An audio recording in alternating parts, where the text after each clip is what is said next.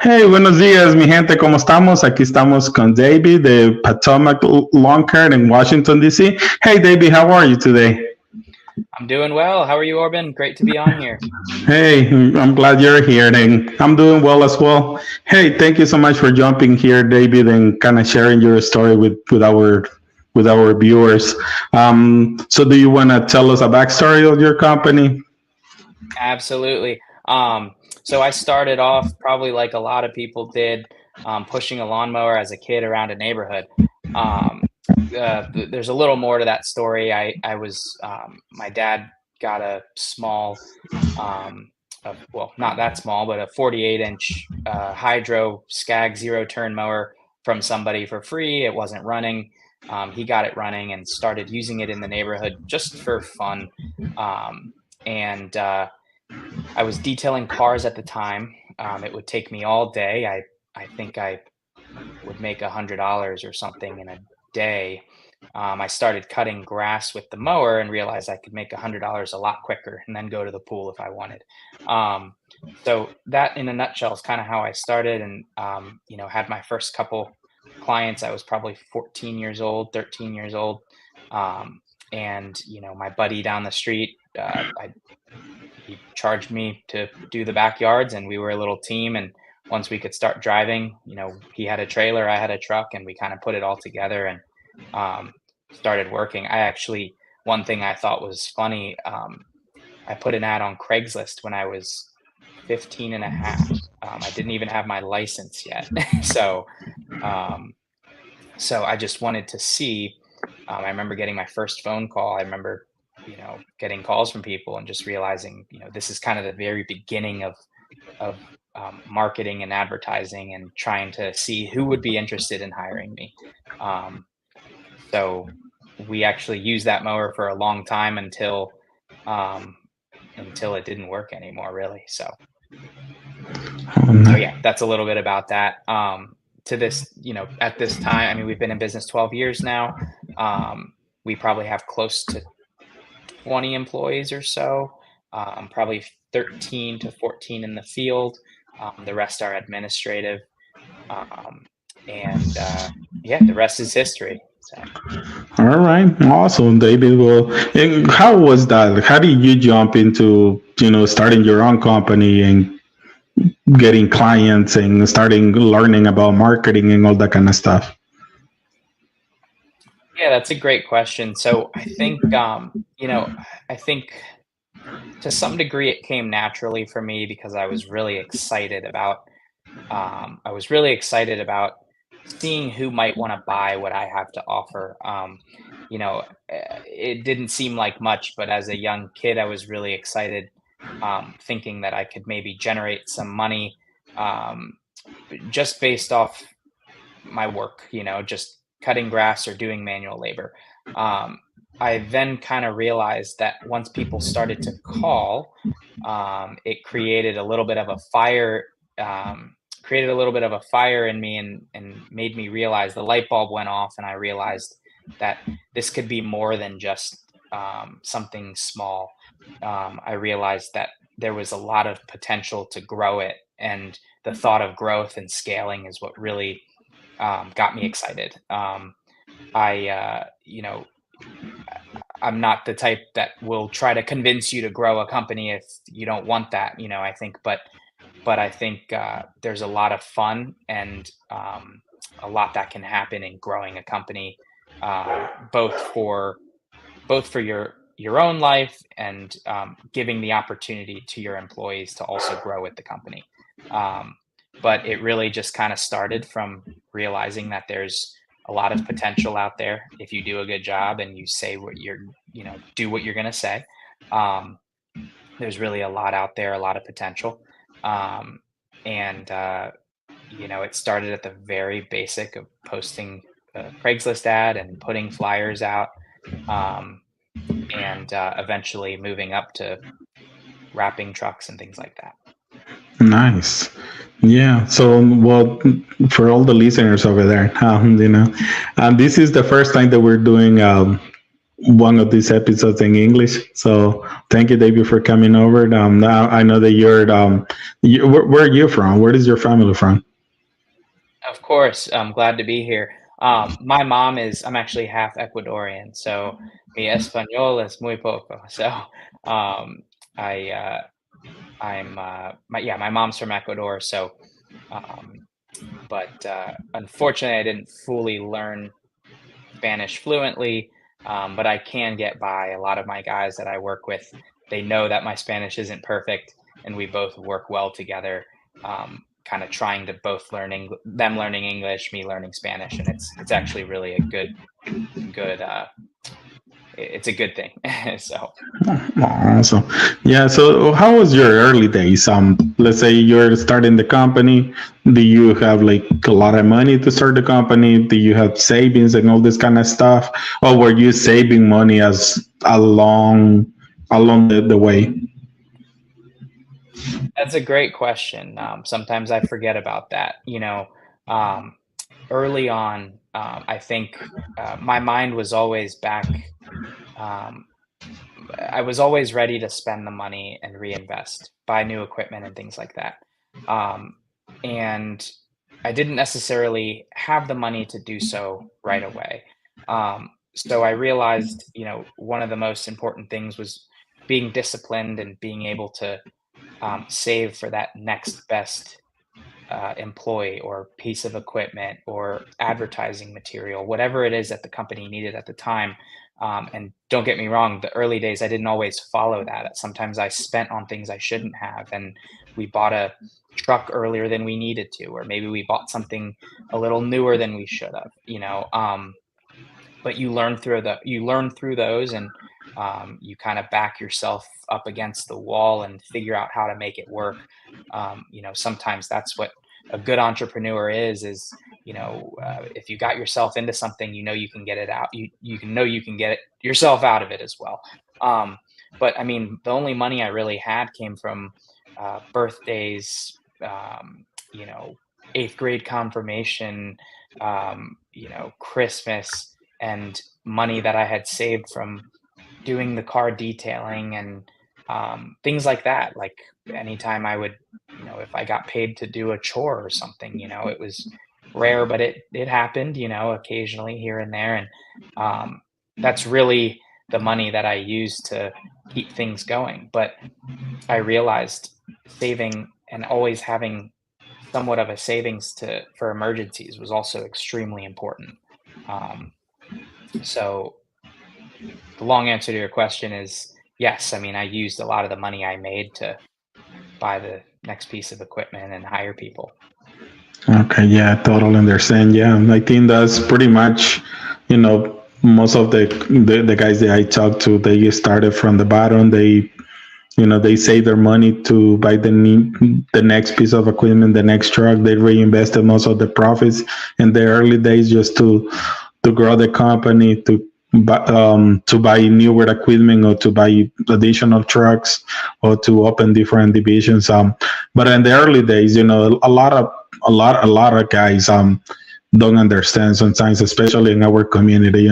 Most people they start a business and the first thing that they do is once they feel that they are making money, they go and they buy a big truck, nice big truck, Oh yeah. and a lot of times they stomp their growth Hmm. because normally you want to make money to reinvest in the business. The business is the best return. And a lot of guys, what they do is they invest on their look first. They want to look successful. They just start a business and they want to look successful out of nowhere. And sometimes that kind of stomps the growth just because you're not pushing farther. Sometimes in the next 2 to 3 years, you need that capital to keep reinvesting in marketing and equipment and buying systems and organizing yourself a little bit better. And sometimes most people, they run into 3 to 5 years, and most of them, they kind of close their business, or they don't want to grow anymore because they don't know how to balance their finances. And most of the time, just because they were not making a lot of money whenever they were working for somebody, and being a business owner, sometimes they get good checks and they think most of that money is theirs.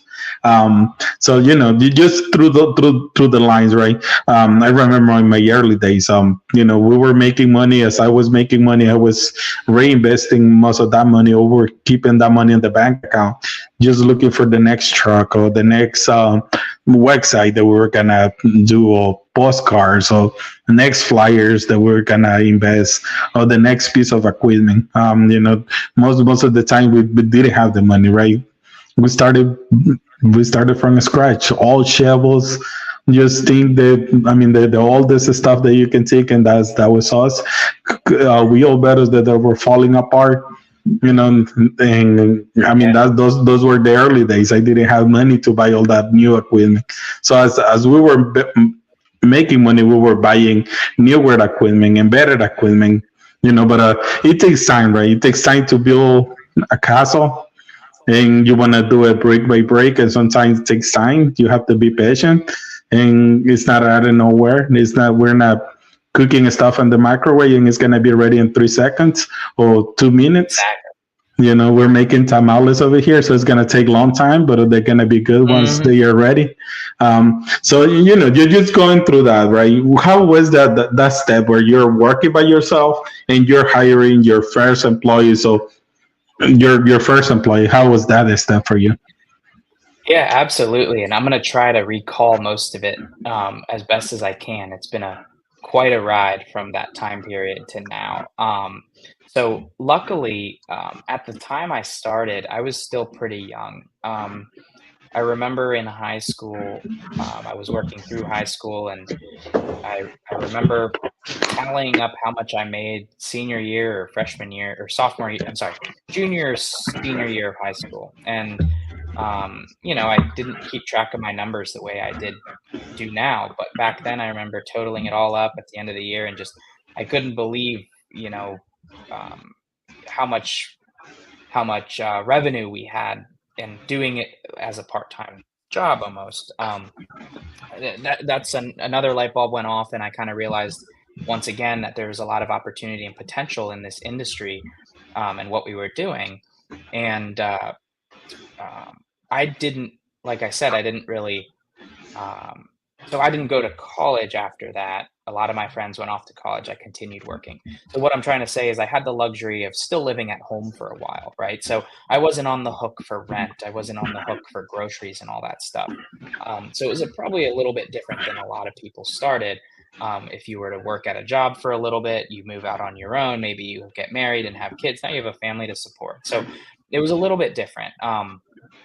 But I do recall, during those early days, it never felt like we had enough money. It always felt like, um, we were trying to grow fast, and it always felt like we never had enough money because there was always something coming up, a truck breaking down, needing a backup, hiring the next employee. We found a way to make it work, luckily. And a lot of times we would have to rely on either money we saved or credit cards for a little bit or things like that. We definitely leveraged, financing when we could. Um, and there's right times to buy new trucks, and there's wrong times to buy new trucks, and being aware of that's really important. Um, but those early days were definitely, uh, they could have been completely different had I just understood my numbers. I think there's so many parts to a business that we don't necessarily, know where to put our time and attention to. So I think understanding that from the beginning, and if you're just starting out, or whether you're just starting out or you've been in business for a long time, always have that realization and understanding, and be self-aware of where you're trying to go, because that totally depends on the actions you take every day, um, and on top of that, knowing what you're good at, using your skills to drive the business forward, and realizing that it's okay, that if there's things you don't want to do, that you can hire those out. And when you can afford to hire someone to do those things, that's the first thing you do, because it only makes you better at what you do when you do that. Um, but But yeah, I will say, for the first 5 to 8 years or so, I mean, it was, um, we felt like we were definitely struggling a little bit more to, as we got all our systems in place, payroll and hiring a manager and hiring several employees, to do the field work early on. All of that stuff was, um, we went after it as quick as we could. And, you know, then we realized, when people would quit or things like that, I mean, we had to have a way to find more people. So we had to incentivize, and you have to have money to give them a bonus to refer their friends and things like that. Um, so uh, so yeah, is there anything else in that you wanted to kind of hear? I'm going all over the place here. Yeah, no, I think one of the things that you touch on is, once you start, right, and you kind of figured all the ways to make money, and you figure that there is money in this industry. One of the things that you were kind of touching on is, you were figuring out how to hire and how to keep money in the bank. And I mean, and for all the small business, this is kind of, I think, a point that they normally have to go through. They start a business, they don't have a lot of capital. In my early days, most of the capital we keep it on the business. We were living with the bare minimum, just Yeah, paying expenses and food and just keeping all the money in there. Just I didn't have much money, and we were working long days too, Friday to Saturday. I mean Monday to Saturday. Probably will say 13, 14 hours per day. We were working a lot of time, so we were seeing a lot of money in the bank. Because we were actually doing double the regular crew will do in a day. So all those things, they kind of stagger, right? So we were building a nice cushion to have some savings for to reinvest on the company, or to split them at the end of the year. For we used to split the money at the end of the year, that we used to keep like a base to start the following year. And that money we would use it to invest it in other things, like buy a house. Or back then the house were cheap, so I'm not talking about big chunks of money, but 30, $40,000 at the end of the year, or $50,000 at the end of the yeah, year, that we save through the year. Now we were working like crazy. We were working like crazy. We were saving like crazy too. yeah, And I mean, it was a nice thing. We used to be busy, and probably one of the things that were hard for us was to kind of delegate. I didn't know how to do that. It might sound really simple for a lot of people, but sometimes when you start a business and your business is your baby, it's hard to delegate, and knowing that the person that you're gonna hire, or that you hired, is not gonna do the same quality job that you used to do on the properties. And most clients, whenever they see you on the properties, week after week, they will call you and tell you, oh, whoever came this week, they didn't mow the yard like whenever you guys do it, and this and that. So how was that a step for you to delegate, right? Let's say your first crew, and then your first office person. How was that for you? yeah. That's a really good question, because that was tough for me as well. I'm a very hands-on person. I'm very technical. I can figure out how to fix things, how things should look in a yard, how to plant, what to plant, where it should go, all that stuff. So that was specifically hard for me. I remember, I think, delegating, like you said, it's tough, and it's something you can almost read about, but actually doing is very difficult. But I think back in the owner operator stage, it was probably one of the most important things that needed to be done. It's easy to convince yourself, that you'll do it next year, or you'll do it later. What if they mess up? Um, and I think this is one of the things that needs to be done the soonest. It and getting yourself out of that technical field role is critical to growing and kind of opening your mind to seeing your vision for the rest of your company. Um, And so for me specifically, um, I had a lot of friends that worked for me. So the step between letting someone drive my trucks and go mow a yard or mulch a yard and edge the beds and trim the bushes and that kind of stuff, that step was a little easier, because that friend wanted to make sure things were good. We could easily communicate about what the client wanted, how it looked. Um, a lot of times they didn't have the technical experience, but I was able to teach them, which was nice. Um, but so that was definitely tough, and I remember kinda getting myself to a point where I have to do this. I have another job to go to, or I have to go pick up material, or I have to go pick up something else was pulling me in another direction, and I said, I remember kind of just saying, "Hey, can you guys handle this?" The more you do it, the more comfortable you get with it, just like everything.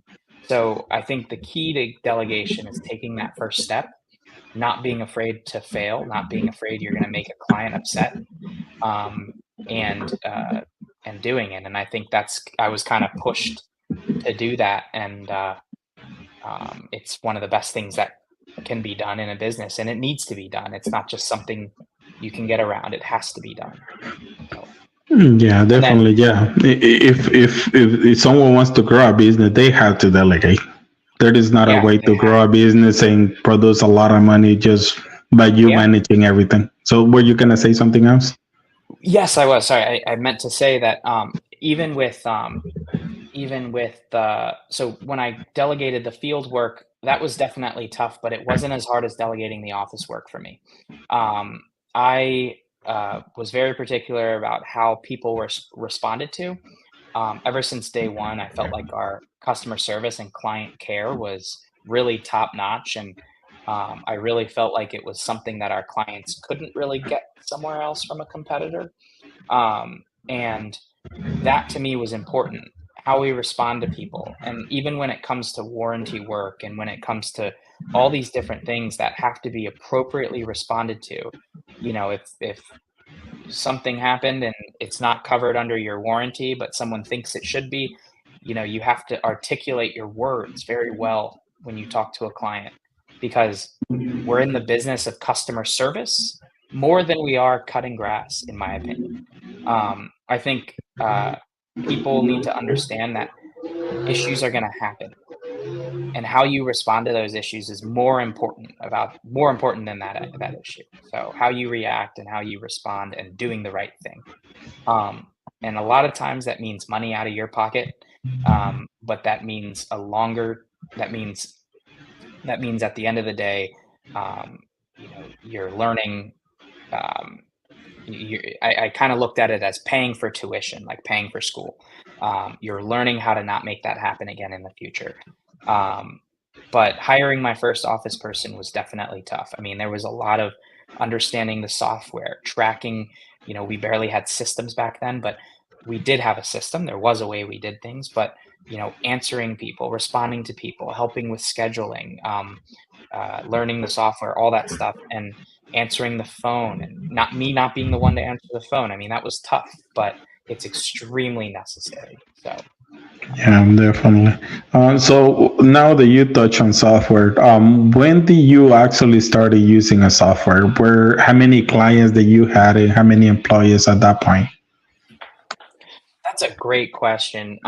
I would have to try to recall some of this stuff, but I think um, we tried signing up um, with the software that we use probably back in 2015 or 2016, maybe 2015. And I remember getting the free trial and trying to use it, and I made the mistake of saying I was way too busy. I looked at it, I said, "I can't learn this right now, I'm too busy, I can't do this, this is not this is just confusing." I gave myself every reason not to learn it, and that was a mistake. Um, eh, I think we got to a point where we were really frustrated with things and we really needed to implement software. Um, I think we signed up again in 2016. It might have been later that year, something like that. And I remember thinking, we have to learn this. And from there, I could not see running any business without using software programs. Um, we probably had 8 employees, maybe five, something around that. Something around that. Um, we were probably we maybe had 100 to 200 clients at max, and I'm talking not recurring. I'm talking about all the one-time services, recurring services, everything. We might have only been mowing 50 houses or so, 70 houses at the time. Um, but I knew to keep track of people, route our jobs efficiently. It was extremely important. And it's a very minimal price considering what it does for you. You just have to devote the time to learn it. Yeah, I totally. Yeah, I think we started using just I think it was a software that we put on the computer. There was a cheap, there was a free software, and it was just like more just sending invoices and quotes from from that system. It was a really simple. There was not a way to save clients or to see the schedule, or it's normally just to keep track of payments. But I was losing my head. I was losing my head. Were you using QuickBooks at the time too? No, we were using another thing. I think it was called Invoice Expert or something like that. Okay, QuickBooks was actually something we used from day one. We were using QuickBooks since probably 2012, since we started.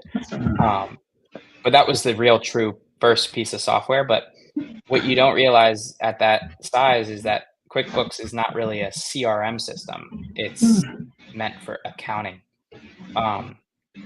And one thing, that I felt like we did pretty well in the early days was making sure our numbers were all documented correctly for tax reasons. You don't want to get in trouble with the IRS. You don't want to deal with tax issues. So I think that was one thing I know we did right from the very beginning, was have an accountant and have someone help with bookkeeping. So if that's something that's not already done, it's really important to do at an early start. Yeah. How early do you think they should be done? I think the first day that you open your business, you should have everything set up in QuickBooks that day. And I think it's a pretty inexpensive program. I think there's even a free version. But that allows you to truly see what you're spending on all your materials. It allows you to see the revenue that's coming in. I think, and then you have to prepare taxes, so it just gives your accountant. I don't know if there's accountants that won't even use. If you don't have it, I don't know how they'll prepare your taxes, to be honest. So I think it's mandatory from day one. Yeah. No, we had a few that they will prepare taxes just with our bank statements and all the receipts. I mean, like whenever we started, we had no idea. Just think, for someone that was living under a rock and just came out of nowhere and they decided to start a business, that was us. Right. Wow. We didn't have a clue. I was barely learning to use a computer. Just in 2016 or 2014, I was just kind of replying to my own emails to see how they come out, how they send, and all this kind of stuff. I was sending myself invoices and quotes from the little software that I downloaded that was free. I didn't know about QuickBooks. I have no clue all these other things. We were doing everything just on paper, and one of the things that definitely helped us was because as soon as we opened the company, we opened a bank account as well. So all the money will go through that bank account. So at the end of the year, it was easy to go back and see actually how much money the company made. and Right. how much expenses we had. We did it. I mean, we did it in paper. We go back to the statements. Then it was two of us, so it was really easy to figure out what was what. And we figure how much gas we spend. We figure how much money we pay on for the labor. We figure how much material we spend, and we didn't know about any percentages of any of those kind of things. But yeah, we did it. We did it with bank statements. It was painful. We would push all the bank statements, all the receipts, and we Oh yeah. went back to the bank statements to make sure that the receipts match with the receipts that we had. And if there was any receipt missing, we went back to the store to get those receipts. Oh my gosh. Oh, I know that it was crazy. So we spent a few days just before taxes, just kind of going all back into the bank account and figure it, Wow. allocating all that stuff out. That is funny. Yeah, I think we had a similar story. Probably the first year we filed taxes, I think we went to um, what was it called, H&R Block or something like that. And I remember they were like, okay, you have a business, but you file it together with your personal, and you check this box, and it was way over my head, and I kind of realized like this is when we probably start. We need an accountant. We need someone who can help us navigate this, and not worrying about what that accountant is going to cost, more so worrying about understanding that we couldn't afford not to do it because of if we did something incorrectly, what it could cost us, in trouble with the IRS or something, just knowing that you kind of have to figure that part out and make sure you get your numbers straight from the beginning. Yeah, and yeah, no, one of the things that kind of helped us out was in the early years, we didn't have employees, just maybe Yeah. one helper here and there. There was not much, so it was easier just because we were paying ourselves, so it was easy just to kind of double check all that kind of stuff. But again, we didn't know anything. Like we were figuring stuff out. And it was harder because the reason why I do this podcast, right? Back in the day, there were not many stuff in Spanish. I Hmm. was kind of looking in Spanish to see if I could find something. There was not much, and there is still not much. That's what I'm Yeah. really passionate to do this podcast in Spanish and do them bilingual as well in English. So actually, the other listeners that kind of speak English a little bit, they can start kind of learning all this lingo because they Yeah. probably there is gonna be some of those guys that they have no clue all these things that we're talking about. So right, so you started growing the company, delegating to employees. How was that time whenever you hired your first office assistant, and how do you train them? Yeah. So I think I had a couple um, first office assistants. One of them was a friend, and I think it was a summer job for her, and she would come into the office and she'd help me answer emails and do some of the things I needed help with. Um, and I said, I'll be right back. I have to run out and go do this, and she would be waiting for me because I didn't give her enough instruction on what to do and how to do it. And I just remember she didn't have a whole lot to do because I wasn't good at giving her things to do. I wasn't good at teaching her. I wasn't good at letting go of some things.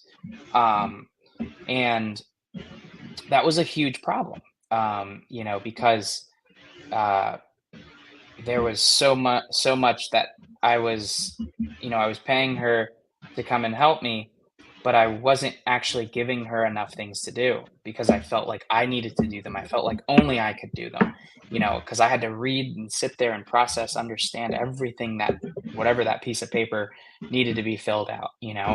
Um, but once um, so she worked with me for a little, maybe a summer or something, and then um, after that, we had someone who was bilingual, and that was good because she could kind of do job notes and she could answer emails. And remember there may have been someone else between her and the other one, but long story short, I got to a point where I'm like, I have to teach them. I have to sit there and teach them everything that I'm doing.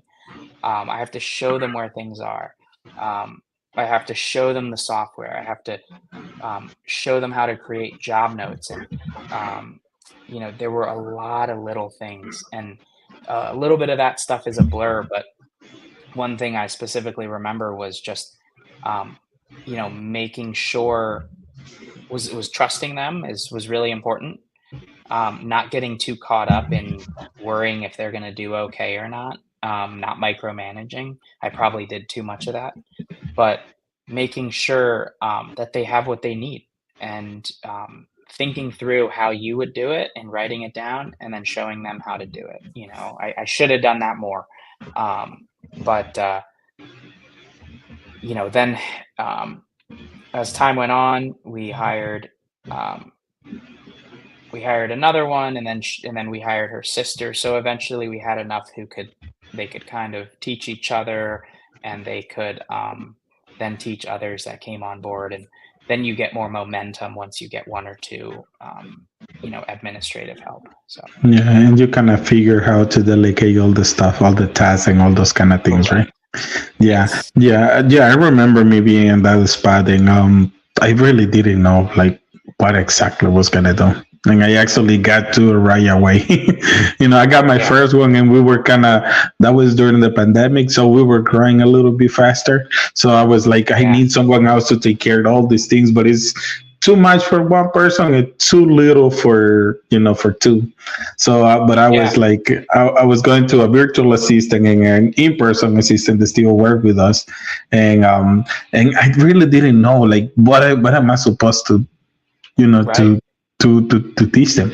How am I supposed to show them all this kind of stuff, and how will we do all these quotes and all this kind of stuff? It was about my head. So I hope Mike Callahan doesn't mind this, but I actually paid Mike Callahan to do a consulting call and just kind of walk with me to how to delegate and what should they be responsible for, and what should That the is other awesome. person should be responsible for, and what things should I take care of the business, and Yeah. because he already went through that step of he already knew what kind of stuff Yeah. because he been in business for so long, and he's fast, so he was just like typing and stuff. Okay, so she's gonna take care of this and this and this and this and this and this, and it was like he was just asking me, hey, who take care of the building and who take care of this and who answers the Yeah. phone and all this kind of stuff. So he just kind of outline all the things that someone should take care that they kind of stagger back to back, because it kind of makes sense for them to take care of all those things because it's gonna be more in their role, and then just to kind of split the persons so they take care of these other Mhm. things and then you take care of these other things. So at the end of the day, I didn't have much to do other than just kind of train them. Yeah. You know what's funny? No, I totally agree, and I think that was well worth the money that you paid, I'm sure, because it just clarifies things in your head, even if you know it already. Just the having the peace of mind that that's how it's supposed to be done. Um, One thing I was going to say that I from your conversation there that kind of reminds me was back. I don't know what year this was, but I think we were doing about 750 grand or more um, in revenue, and we hadn't hired an office person yet. And I remember being on a academy call. It was super late at night. They were 3 4 hours long, sometimes five. They were long calls, and I remember waiting at the very end. I asked my question. My question was like, I don't have an office person right now. Okay, well, what's your revenue? I think I said about 700, 750, something like that. They couldn't believe that I hadn't had. So they're like, you need to get someone right now, because it was just too much. It was too much to handle. And I think part of my problem was not letting go, not allowing someone else to do it, thinking that they couldn't respond to emails correctly, or thinking, they couldn't schedule things correctly, or they couldn't just anything I put in my mind thinking they couldn't do it. Um, and It was critical. It was extremely important, and I knew I needed one. I knew I needed one, but I just felt like who I was looking for was a unicorn, and that's not the case. You need someone, and you need to teach them, and if they don't work out, then you find another one. Um, but I totally agree with you. I think the delegation part, and getting someone in to help you with administrative stuff is extremely important. So. Yeah, definitely. So, what is your company revenue to this point? So I think we finished at just under 800, or I'm sorry, just under 1.7. I'm sorry, 1.8 last year. I think we're going to be on track for about a little over 2 million this year. Okay. And what type of services do you guys offer? And what is your breakdown on services? Yeah, so we consider ourselves a full service company. We used to be in design build as well, but we dropped a lot of that. We kept some aspects of it. We call them enhancements. That's sod, drainage, riverbed installations, things like that. Some plant material. We typically will do some designs, but they have to be very basic. Um, and then the majority of our services that we're trying to grow, um, and we put a big emphasis on growing um, these services in the last 2 to 3 years is the mowing, the fertilization and weed control, and shrub pruning, mulching, spring cleanups, fall cleanups, leaf cleanups, and then commercial snow removal only. So um, in the winter we do commercial snow, but that's we don't do any residential snow. But it may not be a service we keep for a long time. So mainly full service maintenance with some enhancement work. Okay. And so I know you mentioned that you guys got away from big installations. What was that mindset? What was that? Why did you decided to move away from that? Yeah, so a big part of it was, um, for I had a really good manager um, for probably about 5 years, and he basically ran the company. He sold a lot of this work. He scheduled a lot of this work, and we found a we found a big kind of bottleneck because it was really hard to sell the work and then manage the production of it. So I can't remember exactly what happened, but um, basically what happened was um, I felt like a lot of things were needed to be tracked more closely, and I felt like it was difficult to get materials sometimes. And we would take deposits, and clients would ask when we're coming to do it, and we kind of had to rely on what our vendor would say. Um, and one of the turning points for me, I think, was in 2020 when, probably a bad time to get out of design build because things were booming and people were spending more times outdoors and they were spending money. But we just felt that it wasn't worth it.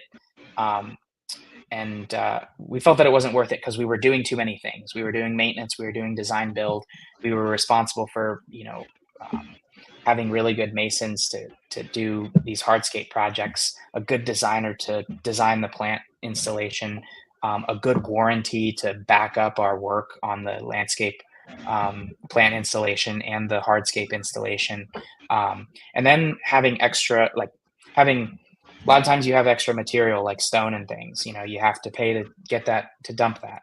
We don't have a yard. We're in the DC metropolitan area. It's really difficult to have actual space to park bobcats and excavators and dingoes and things like that, or even stage your material to prepare it to go on site the next day. Um, so we just felt like the hassle wasn't really worth it, and we felt that it would be better to get really good at doing maintenance services, and then the people that buy maintenance with us, then we can offer them enhancement services to do other things. Because we really do hate turning down work. We really feel like, when you feel really good about the contractor you work with, you want to do everything with them. That's why the home service industry is so powerful, because if you build a really good relationship with a company, and they can provide you with other services, it's pretty powerful if you can do it right. But it's very difficult to do to be really good at landscape design, build, and installation, and then be really good at maintenance and really good at lawn care and really good at everything else. So um, that's the long version of why we kind of got out of that. But I don't discourage it. I think the people who are in it are probably doing really well, but that's probably what they do the most of. And if they don't, they do a little bit of everything. They have really good managers overseeing everything. Yeah, no, no, definitely. Yeah. I mean, I remembered, yeah, that's how actually got started as well, doing installation. We used to work for the company that we used to work. We used to be the installation, we used to be the crew leader for the installation crews. So we used to install everything from A to Z, the properties, irrigation, gutters, I mean, drainage, lighting, plants, site installation, everything, from A to Z. So new construction, we will do the whole entire thing. Wow. And that's how we got into this industry, just working in that company, doing all that kind of stuff. And so in the early days, that's what that was I mean, that's really what we were. That was our specialty, just doing those Yeah. big installations. We were like, yeah, we're gonna crush it because we already know how to manage the people. Yeah. We already know how to install the stuff, but we didn't know how to sell the stuff. you know? Yeah, same here, really. Like we could install it and we could get the vehicles and the people to do it. Um, but knowing if we were actually making money, we didn't really know. We felt like we knew and we thought we knew, and most of the time we probably did do well. But I agree. I mean, there's a lot more to it than, I Uh, think the biggest thing back then was being able to solve someone's problem, and not having to say, "Hey, you need to go call another company. We can't help you." I think that was part of the same things that people love you for, and that you know makes you become an entrepreneur are the same things that you have to reel yourself in and be aware of as you grow a company. Because even to this day, sometimes I want to make special um, um, requests and special reasons why we should go do a job for somebody when it's out of our wheelhouse, or we shouldn't be doing it because it doesn't fit our streamlined operation. yeah, yeah, totally understand. Yeah, well, same here. Yeah, we fight it for a while. On 2020, we finally cut the ties and we decided just to do small projects and just Yeah, cleanups and same with us. all that kind of stuff. And we just kind of went into this kind of recurring service. Our fertilizer division was kind of getting the wheel rolling. So we were Yeah, signing more clients and the mowing was kind of growing a little bit more.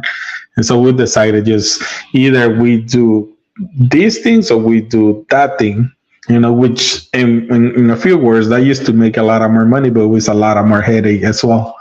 And yeah, it was a very inconsistent thing too, because in the spring you will have all this bunch of people that will need these services, but then during the summer or winter there is not much going on. People yeah, needing that kind of installation was always a spring and fall the rush to get that stuff done. yeah. Oh, yeah. And that was kind of balancing that spring and fall rush is tough. And I agree. I think the recurring services are really helpful. They're better to run, and I think if you ever sell your company, they value more. And every year, you have to go sell more of that design build work if that's what you do, whereas the recurring work, you have to sell it one time and then maintain the relationship. So that's what makes it so good. Yeah, yeah, definitely. So what were some of the challenges that you went through your journey to grow your company? So some of the main things that come to the top of my head, I think for me personally, is staying focused on what the actual goal is, right? I think as an entrepreneur, it's very easy to get distracted and want to jump to the next thing and not see something fully through. It's a very easy thing to do. It can be a really good thing, but also a really bad thing. So I think staying focused. I think hiring was always a challenge in the beginning. Getting the first several guys that were going to be reliable and that were going to know what to do and how to do it. That was tough. We went through a lot of guys early on to understand, who was just trying to jump to the next company. And a lot of it was most likely our fault. Maybe we didn't have strong team culture and things like that. But I think hiring and putting them in a vehicle and trusting them to go out and do the work, do it well. That those were definitely challenges. And then other times where we screwed up on jobs. I think one of the biggest mess ups to date, we cut a tree down that was the wrong tree, and it was a big tree. And that was a big screw up, and we knew we screwed up right away. And the only thing you can do is tell the client you screwed up and ask them how they want us to fix it and make sure that happens. And I mean things like that. And then there were other times where it felt like we were blowing a glass window out with a rock every week. It felt like I remember blowing out this big picture window. It was like a $3,000 or $4,000 window, and we were getting paid $45 to mow that lawn every week. Oof. Yeah. And we will never pay that thing off. Right? 100 mows just 100 mows just to recover the cost of the window. Oh yeah. And so you're talking 2 seasons to pay that off. I don't even think they're a client anymore, but I think we raised their mowing price a few dollars, and they decided not to have us mow anymore. But my point is, these things happen, and you have to look at them from the big picture and understand that if you do $500,000 in mowing and you blow out a $4,000 window and a couple $1,000 windows, and you spent $6,000 that year on damages, maybe that's not so bad, right? And kind of looking at it from the bigger picture. Just looking at that percentage is just like 1% is right. nothing, right? Yeah, and not getting too upset about it and just moving forward. And I think that's always hard, because when you get into the business as an owner operator, it's all your money and your time and your effort that you're putting forward. So when you buy a piece of equipment and you have someone on your crew, break that blower because they threw it into the truck instead of just placing it in the truck, you're going to be upset, because that was your hard-earned money to start this thing, right? So I think a lot of that stuff, needs to be very. You have to have systems for this stuff, and you have to build a good team culture, and not get too worried about some of the small things, and know that you have to fix them, but it's going to take some time. And but equipment, I think, was also one of our challenges. Like, we didn't have a mechanic at one point, and making sure we had reliable equipment was really important. So once we started to actually make some money, we started to buy newer stuff. We always felt that it was better. I think this year, actually, we just started putting those blade blockers on the mowers. So now we can avoid blowing grass into beds during early spring, and they don't have to be as careful, and they can be more efficient when they mow. So there's a lot of little things, that you kind of learn over the years. But yeah, I think that was, I think financing was always a tough, having enough money to do, you felt like you never had enough money because you wanted to, replace a truck, or you wanted to make another hire, or, you wanted to buy the software or rent a space, to park your vehicles. So that was always tough, but just making sure that you have enough cash flow, right, to go through those times. Yeah, exactly. Yeah. So how do you manage that? How do you manage to have enough money in the bank to pay the bills, to pay the employees, and for to have extra money for repairs? Yeah, that's a great question. So I mean, at that time, I was mostly operating off a bank account. And then after talking with a lot of different people and consultants and learning the industry more, I realized you don't operate off your bank account. You operate off your financials, um, and when your QuickBooks are well in order, you use QuickBooks to understand what's happening in your business. Um, and um, I think back then, like I said, we were operating off of that, and always being under the mentality and understanding that it's never gonna be, you'll never have, it never feels like it's enough money to be safe and feel comfortable, because there's always, if you have 10 trucks on the road and the motor blows in every single one of them, you're going to have to fix that. And if you have someone leave, or you have to do raises and things like that, you really have to have the money, and it never feels like there's enough. So um, over time it becomes better, it becomes easier, because people, um, it becomes a lot more simple. But um, when you start to build a little bit of bankroll, and um, you can buy newer equipment, things don't break down as easily or as often.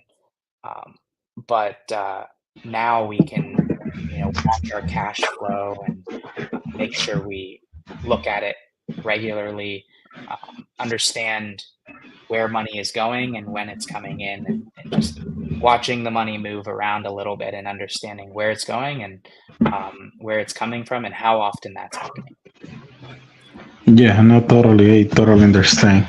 Yeah, I mean, one of the things I know many guys that they have a lot of challenges with cash flow. Sometimes, you want to create a business that also creates cash flow, because as you can get paid money up front, you will have greater cash flow to pay for all these things, to give raises, to buy new good equipment Yes. and all these things. And the sooner you can get paid, the better. Here in our area is very common that a lot of guys, they do year round contract, but they do year round contract for a bunch of services that sometimes is just too much.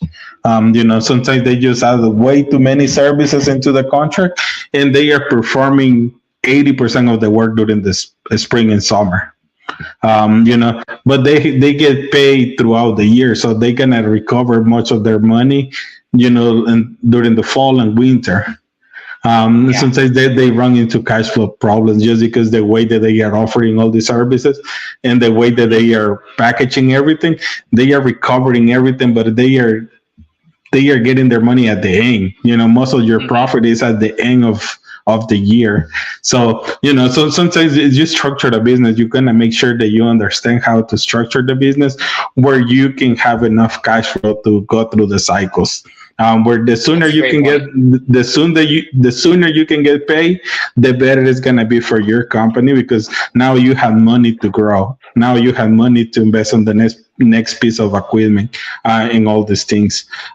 So what you're planning to do with your business?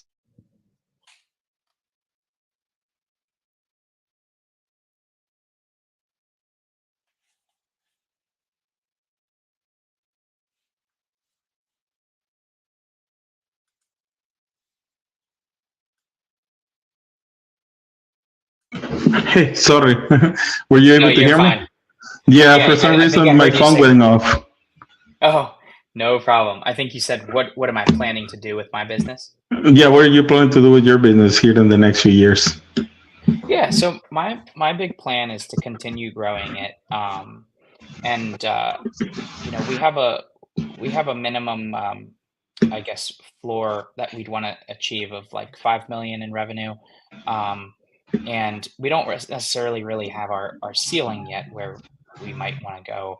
I've always thought above 10, um, above 10 million or so in revenue. But we haven't fully um, tried to build our plan based on revenue. I think the type of company we build is more important, I think, than just the revenue. Um, Mhm. we want a really well-oiled machine. That's what's important to us. So if it's a $5 million business that's very difficult to run and complicated, um, we're okay with being at 2 or 3, right? If it's a lot simpler, a much better business, building a really positive and solid culture is extremely important to us. So once again, if we have a $5 million business with a toxic culture, I'd rather take the one with 2 that has a great culture. Um, so, in a nutshell, revenue wise, we want to be, over 10, maybe 20 in the future. I think there's other service lines we would eventually add to be more of a full service home services provider. Um, as I mentioned before, that this would need to be done with really well trained managers that are overseeing specific branches or divisions of the company. Okay. Um, but but does that give you enough to go off of? Yeah, no, definitely. Yeah, no. Well, thank you so much for sharing with us all those things. Yeah, it looks like we're gonna have to do a part two another day because my phone is about to die. That's the one Uh-oh. recording right now. So, David, we hope to have you here in another day, and so you can share with us a little bit Absolutely. more about, maybe the future plans of the company and where you're going and what's your plan and vision with the company. So we're gonna be doing a part two here pretty soon. We're gonna roll through other people here, and then we will catch up again and share some of this stuff with our listeners. Absolutely. So well, thank you so much for being here, David. I thank you, appreciate you, man. Thank you for taking the time. Hopefully this kind of helps other guys in the industry as well. All those new businesses that are trying to figure the stuff out. One day we were back in their shoes. So Absolutely. they are trying to figure the stuff out and organize the stuff. And I think some of the stuff that you shared definitely is going to help them out. One of the things that I was going to ask you is, do you have 3 books that you will recommend the listeners? Yeah, you said books, right? Yeah. Yeah, I'm kind of in the middle of a bunch of them. And there's a few that I have. Just generally speaking, I think. Um, Give me 1 second. I think. So this is this was a book here that I really liked. It was called Decide. Mhm. And basically, in a nutshell, that book is about um, deciding, I think, to do the most important things, right? And not just the things that make us feel productive, but the ones that move the business forward. Knowing where to spend your time and things like that. So, Decide was a good one. Um, uh, the next one was They Ask You Answer. This is about um, taking your business problems and creating videos with them to show your clients that you're cutting, you're basically using video and your FAQs and your website to um, understand the problems of the consumer and how you're going to fix them, how you're going to handle them. That's just kind of a very general baseline. And then the last one, which I thought was very important, um, was Profit First. This one is about money management. And then another one I'll add to that is this one here, simple numbers, straight talk, big profits. That was another really important one as well. I'm not all the way through that one yet, but there's four for you there. And I think if I were to rate them, um, I think I'd do the financial ones first because I think you can't go wrong with making sure that your finances are straight. So Yeah, definitely. I did.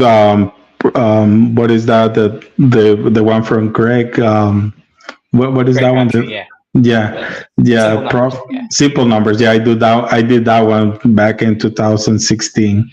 I yeah, read that one. I went through that one, and it was nice to kind of understand all those kind of points on the financial situation.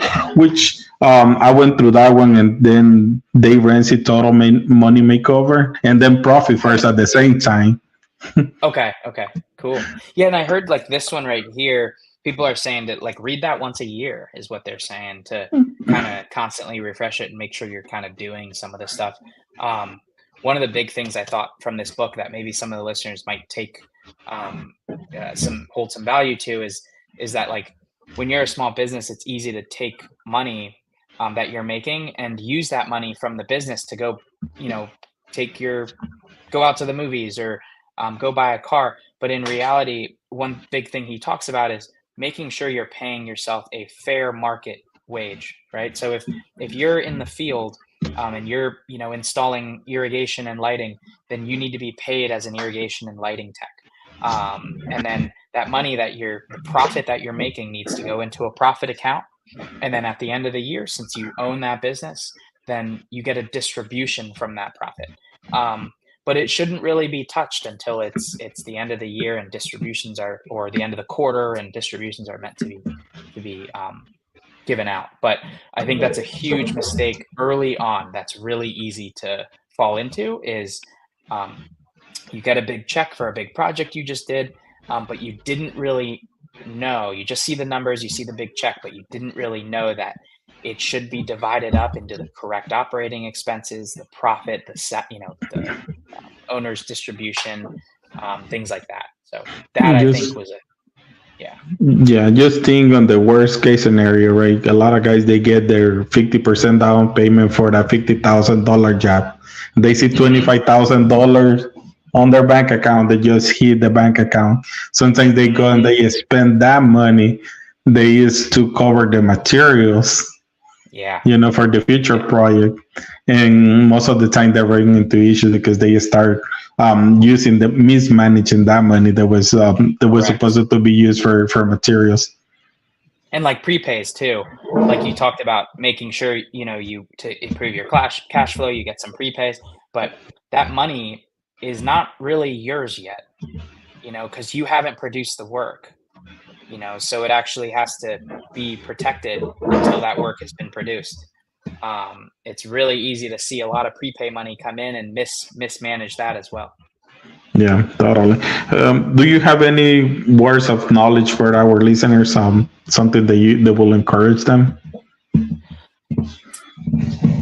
I don't know how much I have here, but I will say that I think focusing on specific things and being as disciplined as possible is what's going to help you create the life that you want. And I think, you know, I think it might feel like a really long time, but in reality, you can build a really great business that will continue to serve you for your entire life, or serve the other things that you want to do. Like maybe if you want to get into real estate or want to get into another business, you know, it's a stepping stone into the direction that you want to take your life. And you can also impact a lot of people along the way. And the amount of opportunity is really great. So I think delaying gratification as much as possible and understanding that it's going to be hard, but when you know it's hard and you understand it's going to be hard, it's easier, you know, so.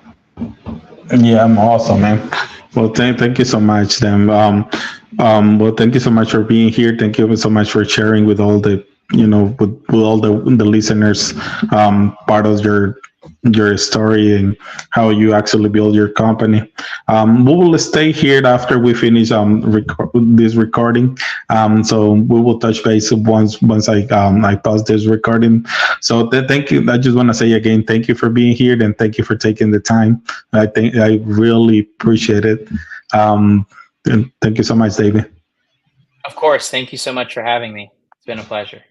All right. Also, well, guys, aquí muchas gracias a todos por estarlos escuchando. Así que espero que esta información que David compartió con nosotros les ayude para seguir para adelante. Y así que los vemos al siguiente podcast. Así que los vemos. Bye bye.